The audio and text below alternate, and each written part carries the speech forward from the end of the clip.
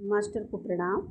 आज हम बात करेंगे पूज्य श्री लाला जी महाराज की, जो कि सत्संग किया करते थे। इसके बाद कुछ शब्द मीठे मीठे स्वरों में गान भी हुआ करता था, जो कि तुलसीदास कबीरदास जी के दोहे हुआ करते थे। तो आइए कुछ छंद हम भी सुनते हैं कि जब लग तन नाही गलत मन नाही मर जात, तब लग मूरत श्याम की सपने हूँ नाही दिखात। तुलसिया संसार में सबसे मिलिए धाय, ना जाने किस भेष में नारायण मिल जाए।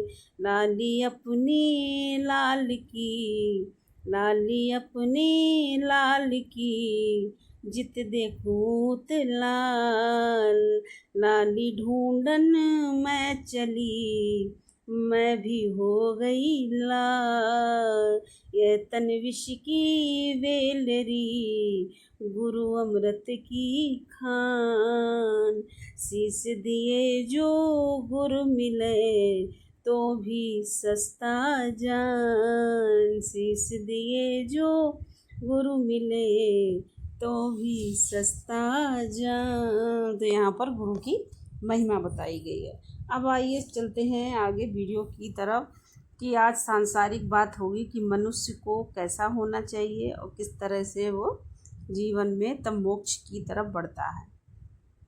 तो लाला जी महाराज कहते हैं कि जिसका सांसारिक जीवन ही अशुद्ध हो, स्वार्थपूर्ण हो और धर्मयुक्त न हो तथा धर्म विरुद्ध हो, वह भला परमार्थ और आत्मा या ब्रह्म विद्या की सन्मार्ग में सफलता प्राप्त करने की ओर क्या साहस कर सकता है। तो जब दीपक की रोशनी ही धुंधली हो, तो वहाँ क्या साफ साफ देखा भाला जा सकता है। और सूक्ष्म व अति सूक्ष्म, पवित्र व अति पवित्र कार्य का करना व अनुभव ज्ञान प्राप्त करने का साहस व साधन करना व उसमें सफलता प्राप्त कर सकना कैसे संभव है, जब तक बत्ती की जली हुई ऊपरी राख काट छांट कर दूर हटा न दी जाती और दीपक में स्वच्छ व अच्छा तेल नहीं जाता, उस समय तक रोशनी साफ साफ व तेज रूप में विकसित न विदित नहीं होती और ना ही उसका पूरा लाभ व आनंद उठाया जा सकता है। तो यही बात शुद्ध विशुद्ध चरित्र गठन अर्थात कर्तव्यों फराइज का भली प्रकार जानना और उन पर पूरे रूप से कार्यशील होना ही मनुष्य में मनुष्यता का जौहर है। यही सांसारिक जीवन में सत्य व धर्म की प्राप्ति की राह में यानी देवासुर संग्राम की जीत में हरावल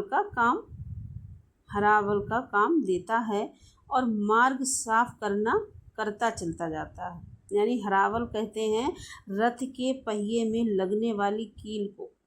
संग्राम यानी कि सत्य और असत्य की लड़ाई, गुस्ताखी बेअदबी। तो यहाँ पर उन्होंने कहा है जो सत्य नहीं चलता, जो जिसका आचरण अच्छा नहीं है, जो स्वार्थपूर्ण और ये धर्म युक्त ना हो, धर्म के विरुद्ध हो, भला क्या ब्रह्म विद्या को प्राप्त करेगा।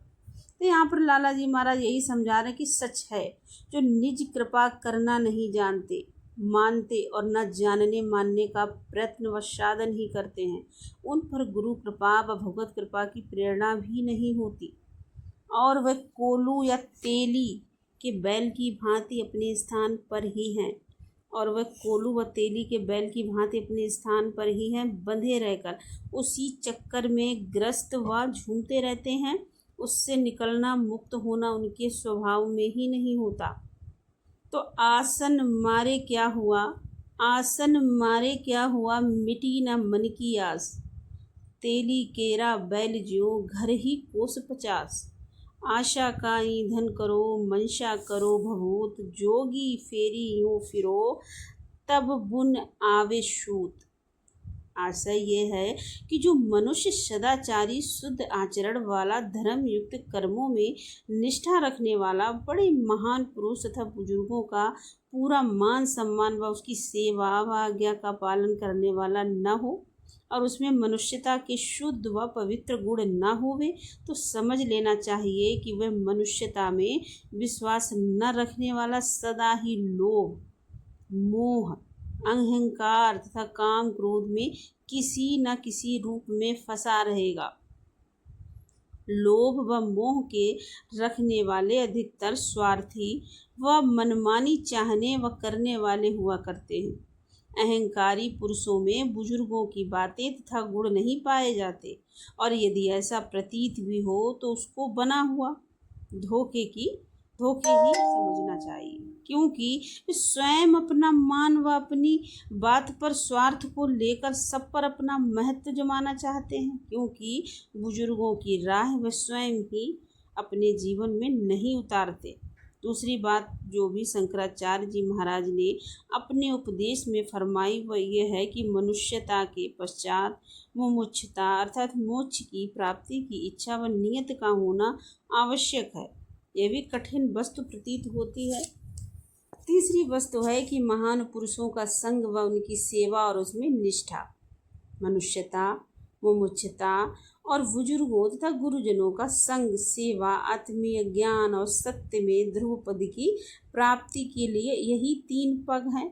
और ये 3 मंजिलें पार कर मनुष्य चौथे पद वका उलवका पर रहनी पाकर अपने मालिके कुल के निज स्वरूप में अपने निज स्वरूप का पूरा दर्शन करता है। नीचे के लोकों में नहीं उतरता न विचरता है, मरण जीवन से सदा ही के लिए मुक्त हो जाता है। धन्यवाद।